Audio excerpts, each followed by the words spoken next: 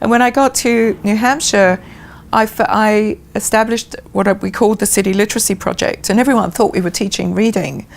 But what I was really doing, I managed to get myself a little office in a town up there in New Hampshire, and I met with people who were mostly homeless. Many of them were addicted to one substance or the other, and some were either on their way to prison or had just got out. And I had a big table, and we all sat around the table and we talked and we tried to problem solve. So that meant I went to social services, I went to the hospital, I went to the police station, wherever it was, to the precinct. Is police station English? I think it is.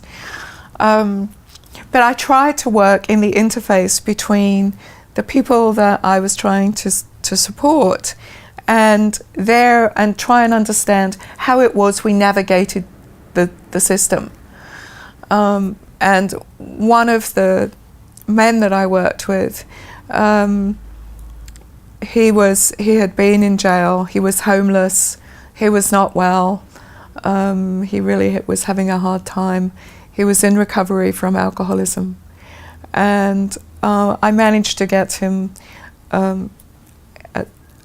We got him an apartment, and we got him funding, for disabilities.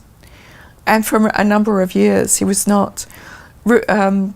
Gingrich got in, and if you were an alcoholic, you weren't allowed to handle your own money anymore. And so we petitioned for me to be the person that handled the money. And I have no problem this being on tape. So his check would come to me, I would cash it, I would give him the money. He took care of everything. He gave me all his receipts, and I kept all that in case I was ever asked how he managed. But I never took away from him his right to manage his own finances and his own life.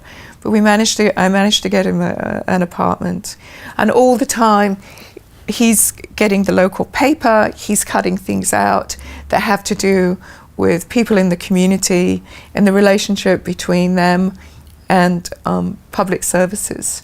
And I'd go and sit down with him, and he would say, and he'd stick them onto paper, sellotape them. And he'd go through and he'd say why he'd chosen this one and why he thought this was an important thing for me to work with. And we worked together like that for years. I think, and they came for Christmas and things. So there were a lot of people that I worked with. One of my favorite stories with Sam, and that's not his real name, he's not with us anymore, was that I made them stockings one Christmas, and I went to his little apartment, which was the cleanest apartment I've ever been in. He scrubbed the whole time. He was so happy to have this space. It was such an important thing for him to have his own home. And there are the walnuts, because we always put oranges and apples and walnuts at the bottom of the stocking. And I said, why haven't you eaten it? And he said, I have. And I'm saying, but it's still in one piece. And he had carefully opened the nuts and taken out the walnuts, and then he had used some glue and put it back together, because it was the first stocking he'd ever had. So there were a number of families that I worked with. A young woman with 3 children who had cervical cancer and actually died just at the end of the study. Another that was a heroin addict I tried very hard to, I testified for her and tried to keep her out of jail, but didn't manage to do so.